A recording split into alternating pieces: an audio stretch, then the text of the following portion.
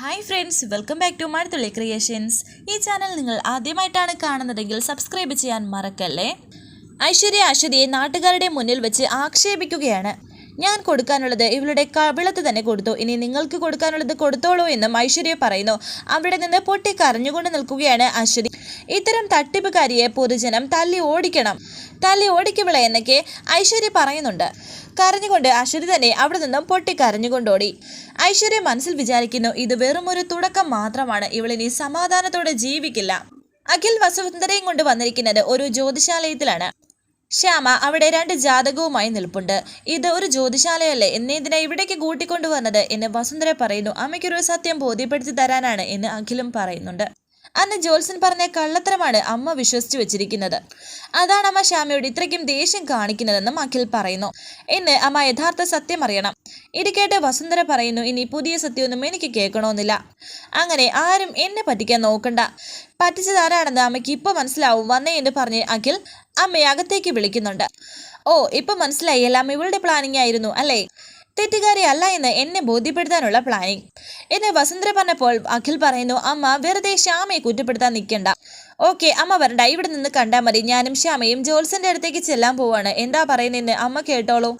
ഞാനും ശ്യാമയും 1 വർഷത്തേക്ക് ഭാര്യ ഭർത്താക്കന്മാരായി കഴിയരുത് എന്ന് പറയുന്നത് ദേ ആ ഇരിക്കുന്ന ജോത്സൻ അല്ലേ എന്ന് പറയുന്നുണ്ട്. അതെ, ആ ആൾ തന്നെയാണെന്ന് വസുന്ധര പറയുന്നു.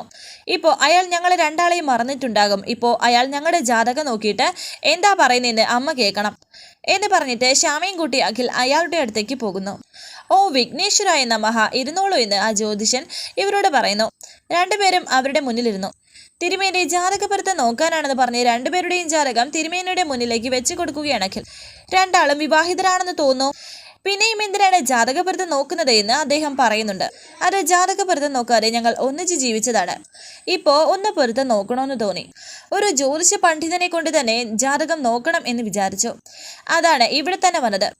അത് കേട്ടപ്പോൾ അദ്ദേഹം സന്തോഷത്തോടെ ജാതകം നോക്കുന്നു. ഇതെല്ലാം പുറത്തുനിന്ന് വസുന്ധര കേൾക്കുന്നുണ്ടായിരുന്നു. അത് പരിശോധിച്ച് ആ ജ്യോതിഷൻ പറയുന്നു, ഇത് 2 ഉത്തമ ജാതകമാണല്ലോ, 10ൽ 10 പൊരുത്തം. ഇത് കേട്ട് ഞെട്ടലോടെ നിൽക്കുകയാണ് വസുന്ധര. ജ്യോതിഷൻ വീണ്ടും പറയുന്നു, ഇങ്ങനെ 10 പൊരുത്തം ഒത്തുവരുന്ന ജാതകങ്ങൾ അപൂർവമാണ്. ദീർഘസുമംഗലിയായിരിക്കും ഈ കുട്ടി. മാത്രമല്ല സത്സന്താന ലബ്ധിയും കാണുന്നു. ഇനി ദക്ഷിണ വെച്ചോളൂ എന്നും പറഞ്ഞു. ഇതിനു മുന്നേ ഈ ജാതകത്തിന്റെ പൊരുത്തം നിങ്ങൾ നോക്കിയിട്ടുണ്ടോ എന്ന് അഖിൽ പറയുന്നുണ്ട്. നിങ്ങൾ തന്നെയല്ലേ പറയുന്നത് ഈ ജാതകം ആദ്യമായിട്ടാണ് നോക്കുന്നതെന്ന്? ഇത് കേട്ട് അഖിൽ പറയുന്നു, അല്ല, മുൻപ് ഈ ജാതകങ്ങൾ നിങ്ങൾ നോക്കിയിട്ടുണ്ട്. ആനന്ദ നിലയത്തിൽ അഖിൽ ശ്യാമ ഓർമ്മയുണ്ടോ? 1 വർഷത്തേക്ക് ഈ ജാതകത്തിന്റെ ഉടമകളായ അഖിലും ശ്യാമയും ദാമ്പത്യബന്ധം പാടില്ലെന്ന് നിങ്ങൾ മുന്നേ പ്രവചിച്ചതല്ലായിരുന്നോ? ഇത് കേട്ടപ്പോൾ ജോത്സ്യൻ ഒന്ന് ഞെട്ടി പരിഭ്രമത്തോടെ ഇരിക്കുന്നു. എന്താ, നാവിറങ്ങിപ്പോയോ എന്നും അഖിൽ ചോദിക്കുന്നുണ്ട്. എനിക്ക് ഓർമ്മയില്ല എന്ന് അദ്ദേഹം പറയുന്നു. ഓർമ്മയില്ലല്ലേ? ഓർമ്മ വരുന്നു എന്ന് നോക്കാം എന്ന് പറഞ്ഞ് അദ്ദേഹത്തിനെ അടിക്കാൻ തുടങ്ങുകയാണ് അഖിൽ. എന്നെയൊന്നും ചെയ്യല്ലേ എന്ന് പറഞ്ഞിട്ട് അദ്ദേഹം ചാടി എണീറ്റു. അന്നൊരാൾ പറഞ്ഞിട്ടാണ് അങ്ങനെ ഞാൻ കള്ളം പറഞ്ഞതെന്ന്. ഇരിക്കടോ എന്ന് പറഞ്ഞിട്ട് അഖിലും അവിടെ ഇരിക്കുന്നു. അയാളോടും ഇരിക്കാൻ പറയുന്നുണ്ട്. ആര് പറഞ്ഞു? അത് പറയുന്ന അഖിൽ. ജഗന്നാഥൻ പറഞ്ഞിട്ടാണെന്ന് ജ്യോതിഷൻ പറയുന്നുണ്ട്. ഇത് കേട്ട് വീണ്ടും ഞെട്ടലോടെ നിൽക്കുകയാണ് അഖിലും ശ്യാമയും വസുന്ധരയും. എനിക്ക് കുറച്ച് രൂപ തന്നപ്പോൾ ഞാൻ അത് പറഞ്ഞു പോയി. അങ്ങനെ ഞാൻ കാല് പിടിക്കാം, എന്നെ ഉപദ്രവിക്കരുത്. ആ ഒരു കള്ളം പറഞ്ഞതിൻ്റെ പേരിൽ എന്തെല്ലാം പ്രശ്നങ്ങൾ ഉണ്ടായെന്ന് തനിക്കറിയോ? ഇനി ഞാൻ അങ്ങനെ ഒരു തെറ്റും ചെയ്യില്ല. ഈ കൊളുത്തി വെച്ചിരിക്കുന്ന നിലവിളക്കിനാണ് സത്യമെന്നും അയാൾ പറയുന്നുണ്ട്. ഈ ഇരിക്കുന്ന ദൈവങ്ങളാണ് സത്യം. ഒരു തവണ എന്നോട് ക്ഷമിക്കണമെന്നും അയാൾ യാചിക്കുകയാണ് അഖിലിനോട്. ദൈവത്തെ ഓർത്ത് എന്നെ ഉപദ്രവിക്കരുത് എന്നും പറയുന്നു. ശ്യാമ അഖിലിനോട് പറയുന്നു, സാർ മതി, സത്യം തെളിഞ്ഞല്ലോ, വാ നമുക്ക് പോകാം എന്ന് പറഞ്ഞ് അഖിൽ ശ്യാമയും കൂട്ടി പോകാൻ തുടങ്ങുന്നു. ശ്യാമ അഖിലിനെയും കൂട്ടി പോകാൻ തുടങ്ങുന്നു. 2 പേരും വസുന്ധരയുടെ അടുത്തേക്ക് വന്നു. വസുന്ധര തിരിഞ്ഞു നിൽക്കുകയാണ്. അമ്മയ്ക്കിപ്പോൾ സത്യം ബോധ്യമായില്ലേ എന്ന് അഖിൽ ചോദിച്ചു. ആ ചതി ബോധ്യപ്പെടുത്തി തരാനാണ് ഞാൻ അമ്മ ഇവിടേക്ക് കൂട്ടിക്കൊണ്ടുവന്നതെന്ന് അഖിൽ പറയുന്നു. അമ്മേനെ സ്നേഹിക്കണമെന്ന് ഞാൻ പറയില്ല, പക്ഷേ എൻ്റെ വയറ്റിലുള്ള കുഞ്ഞ് അത് അമ്മയുടെ അഖിമോൻ്റെ കുഞ്ഞാണ്. അമ്മ ഒരിക്കലും ഞങ്ങളുടെ കുഞ്ഞിനെ വെറുക്കരുത് എന്ന് വളരെ സങ്കടത്തോടെ ശ്യാമ പറയുന്നു. ഇത് കേട്ട് വസുന്ധരയും സങ്കടത്തോടെ തിരിഞ്ഞു നോക്കുന്നുണ്ട്. കരഞ്ഞുകൊണ്ട് നിൽക്കുകയാണ് വസുന്ധര. അമ്മേ എന്ന് പറഞ്ഞ് 2 പേരും വസുന്ധരയുടെ കയ്യിൽ പിടിക്കുന്നു. വസുന്ധര ശ്യാമയോട് പറയുന്നു, മാപ്പ് ചോദിക്കാൻ പോലും എനിക്ക് അർഹതയില്ലെന്ന് എനിക്കറിയാം, എന്നാലും എൻ്റെ മനസ്സമാധാനത്തിന് വേണ്ടി ചോദിക്കുകയാണ്. മാപ്പ് മോളെനിക്ക് മാപ്പ് തരണമെന്ന് കരഞ്ഞുകൊണ്ട് വസുന്ധര ശ്യാമയോട് പറയുന്നു. മോൾ അമ്മയോട് ക്ഷമിക്കണമെന്നും പറയുന്നു. അമ്മ എന്നോട് മാപ്പ് ചോദിക്കാനോ എന്ന് ശ്യാമ പറഞ്ഞപ്പോൾ വസുന്ധര പറയുന്നു, എൻ്റെ മോളെ ഞാൻ ഒരുപാട് ദ്രോഹിച്ചിട്ടില്ലേ, മാപ്പ്. ഷോ അമ്മേ മതിയെന്ന് ശ്യാമ. വേണ്ട, നീ ഒന്നും പറയണ്ട. നിന്റെ വയറ്റിലുള്ള ഈ കുഞ്ഞിനെ സ്നേഹിക്കാൻ ലാളിക്കാൻ എനിക്ക് ഈ മുത്തശ്ശിക്ക് കൊതി തോന്നുകയാണെന്ന് വസുന്ധര പറയുന്നു. നീ മനസ്സിൽ ഒരു കളങ്കവുമില്ലാതെ പറയുകയാണ്. എൻ്റെ അഖിമോൻ്റെ കുഞ്ഞ് വളരേണ്ടത് നമ്മുടെ വീട്ടിലാണ്. ഇനി എന്തിനാണ് നിങ്ങൾ രണ്ടുപേരും എതിര് നിൽക്കരുത്, കേട്ടല്ലോ എന്നും വസുന്ധര പറയുന്നു. അത്രയും പറഞ്ഞ വസുന്ധര അഖിലിനെ ഒന്നുകൂടി ഒന്ന് നോക്കിയിട്ട് കാറിലേക്ക് കയറി. സന്തോഷത്തോടെ അഖിലും ശ്യാമയും നിൽക്കുന്നു. എൻ്റെ അമ്മ ഒടുവിൽ ശ്യാമയെ നമ്മുടെ ജനിക്കാൻ പോകുന്ന കുഞ്ഞിനെ സ്നേഹിച്ചു തുടങ്ങിയെന്ന് അഖിൽ സന്തോഷത്തോടെ ശ്യാമയോട് പറയുന്നുണ്ട്. അത് കേട്ട് ശ്യാമയ്ക്കും സന്തോഷമാകുന്നു. ശേഷം കാണിക്കുന്നത് ഒക്കെ എടുത്തു നോക്കുകയാണ് വസുന്ധര. കുഞ്ഞുടുപ്പുകളും എടുത്തു നോക്കുന്നു. ഇതെൻ്റെ അഖിക്ക് ഏറ്റവും ഇഷ്ടപ്പെട്ട ഡ്രസ്സായിരുന്നു. എവിടെ പോയാലും ഇത് തന്നെ ഇടും, അല്ലെങ്കിൽ പിണങ്ങുമായിരുന്നു എന്നൊക്കെ അതിൽ നോക്കി ഇങ്ങനെ ഒറ്റയ്ക്ക് സംസാരിക്കുകയാണ്. ഇത് കണ്ട് ഐശ്വര്യ അവിടേക്ക് വരുന്നു. ആ ഡ്രസ്സൊക്കെ മണപ്പിച്ച് നോക്കുകയാണ് വസുന്ധര. മഹാവികൃതിയായിരുന്നു എൻ്റെ അഖി. ഇനി എൻ്റെ കുഞ്ഞഖിയും കുസൃതിക്ക് ഒട്ടും മോശമാക്കില്ലെന്നും വസുന്ധര ചിരിച്ചുകൊണ്ട് പറയുന്നു. അല്ല, ഈ അമ്മയ്ക്ക് എന്താ വട്ടായോ? പഴയ ഡ്രസ്സൊക്കെ എടുത്ത് ഉമ്മ വെക്കുന്നോ എന്നൊക്കെ ഐശ്വര്യ മനസ്സിൽ വിചാരിക്കുന്നുണ്ട്. ഐശ്വര്യ വസുന്ധരയുടെ അടുത്തേക്ക് വന്നിട്ട്, അമ്മ ഇതെന്താ ബിസിനസ്സൊക്കെ മതിയാക്കി അമ്മ ആക്രി കച്ചവടം തുടങ്ങിയോ? അതോ തലയ്ക്ക് സുഖമില്ലാണ്ടായോ? ഒറ്റയ്ക്കിരുന്ന് ചിരിക്കുന്നു എന്നൊക്കെ ഐശ്വര്യ പറയുന്നുണ്ട്. അല്ല, അമ്മയ്ക്കിത് എന്താ പറ്റിയത്? ഇടയ്ക്ക് എന്താ ആക്രി സാധനങ്ങളാണോ എന്ന് ചോദിക്കുന്നു. ചിരിച്ചുകൊണ്ട് വസുന്ധര പറയുന്നു, അല്ല, ഇതെല്ലാം എൻ്റെ കുഞ്ഞ് അഖിമോൻ്റെയാണ്. ഞാൻ സൂക്ഷിച്ചു വെച്ചിരുന്നതാണ്. ഈ പഴയ ഡ്രസ്സും ഈ പൊട്ടിപ്പൊളിഞ്ഞ കളിപ്പാട്ടവും സൂക്ഷിച്ചു വെച്ചിരുന്നോ? അതെന്തിനാണ് അമ്മയെന്ന് ഐശ്വര്യ വീണ്ടും ചോദിച്ചു. തൻ്റെ കുഞ്ഞിനെക്കുറിച്ചുള്ള പഴയ ഓർമ്മകൾ ഏതൊരമ്മയ്ക്കും വല്ലാത്തൊരു സുഖമാണ്. അതൊക്കെ ഒരമ്മയ്ക്ക് മനസ്സിലാകൂ എന്ന് വസുന്ധര പറഞ്ഞപ്പോൾ ഐശ്വര്യ പറയുന്നു, മറ്റാർക്കും അത് മനസ്സിലാവില്ലേ എന്ന്. ഇല്ല, ഒരു കുഞ്ഞിനെ 10 മാസം ചുമന്ന് പ്രസവിച്ച് സ്നേഹിച്ച് ഓമനിച്ച് വളർത്തിയിട്ടുള്ളവർക്കേ അത് മനസ്സിലാകും. ആ മധുരമുള്ള ഓർമ്മകൾ അനുഭവിക്കണമെങ്കിൽ നീയും ഒരു അമ്മയാകണം എന്ന് വസുന്ധര പറയുന്നു. എന്താ അമ്മ ഇവിടെ എന്ന് ചോദിച്ച് അമൃതയും അവിടെ എത്തി.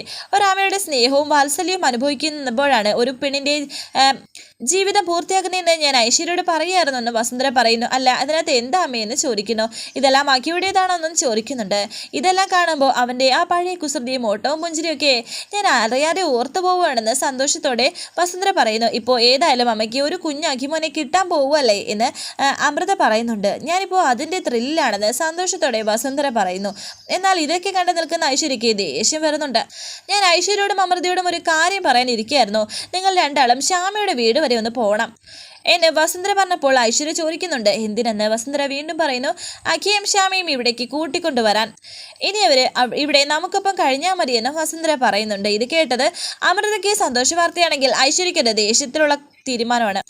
വളരെ നല്ല കാര്യം, ഇനി വൈകിക്കേണ്ട, രണ്ടാളും ഇപ്പോൾ തന്നെ പുറപ്പെട്ടോളൂ എന്ന് വർമ്മയും സന്തോഷത്തോടെ പറയുന്നു. അമ്മേ, കുറേ നാൾ മുമ്പേ അല്ലേ ഒരു ജോത്സ്യൻ 1 വർഷം കഴിഞ്ഞിട്ട് ശ്യാമ പ്രഗ്നൻ്റ് ആവൂ എന്ന് പറഞ്ഞത്?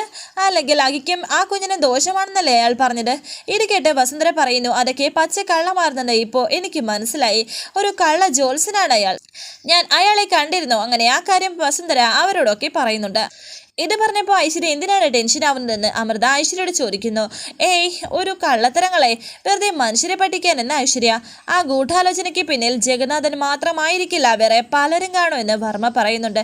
വീണ്ടും ഐശ്വര്യ ടെൻഷനാകുന്നു. ആ കള്ള ജോത്സ്യനെ പോലീസ് സ്റ്റേഷനിലേക്ക് കയറ്റി ചോദിക്കേണ്ട രീതിയിൽ ചോദിച്ചാൽ അതിൻ്റെ പിന്നിൽ ആരൊക്കെയാണെന്ന് അയാൾ പറയും. ഈശ്വര, പ്രശ്നമാകൂ എന്ന് ഐശ്വര്യ മനസ്സിൽ വിചാരിക്കുന്നു. ഏതായാലും അമൃതയും ഐശ്വര്യയും ഇപ്പോൾ പുറപ്പെട്ടോളൂ. എങ്ങനെയും പറഞ്ഞ് സമ്മതിപ്പിച്ച് ശ്യാമയും അഖിയെയും ഇങ്ങോട്ടേക്ക് കൂട്ടിക്കൊണ്ടുവരാൻ. ഇത് കേട്ട് അമൃത പറയുന്നു, ആ കാര്യം ഞങ്ങൾ ഏറ്റു എന്ന്. അങ്ങനെ രണ്ടാളും ചെല്ല് വൈകിക്കേണ്ട എന്നും വർമ്മ പറയുന്നുണ്ട്. അങ്ങനെ അവരെ പറഞ്ഞു വിട്ടിട്ട് വസുന്ധരയോട് വർമ്മ പറയുന്നു, വസു ഇപ്പോൾ എടുത്തത് ഉചിതമായ തീരുമാനമാണ്. നമ്മുടെ അഖിയുടെ കുഞ്ഞ് വളരേണ്ടത് ഈ വീട്ടിൽ തന്നെയാണ്. പിന്നെ ഇത് വിശ്വസിക്കാമല്ലോ എന്നും ചോദിക്കുന്നുണ്ട്. പഴയതുപോലെ അവർ വന്നിട്ട് പിന്നെ പ്രശ്നം ഉണ്ടാക്കില്ലല്ലോ എന്നും പറയുന്നു. ഞാൻ ആത്മാർത്ഥതയോടാണ് ശ്യാമയും അഖിയും ഇവിടേക്ക് വിളിക്കുന്നതെന്ന് വസുന്ധര പറയുന്നു. ഇനിയും പഴയതുപോലെ പ്രശ്നം ഉണ്ടാക്കാനാണ് വിളിക്കുന്നെങ്കിൽ ഞാനൊരു കാര്യം പറയാം.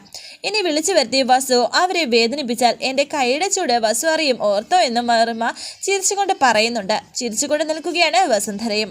ശേഷം കാണിക്കുന്നത് ശ്യാമയുടെ വീട്ടിൽ നിൽക്കുകയാണ് അശ്വതി. നടന്ന കാര്യങ്ങൾ ശ്യാമയെ അശ്വതി അറിയിച്ചു. ചേച്ചി ടെൻഷൻ ആവാതെ, ഐശ്വര്യയുടെ സ്ഥാനത്ത് നമ്മളിപ്പോൾ ആരായാലും ഇതൊക്കെ തന്നെയല്ലേ ചെയ്യൂ.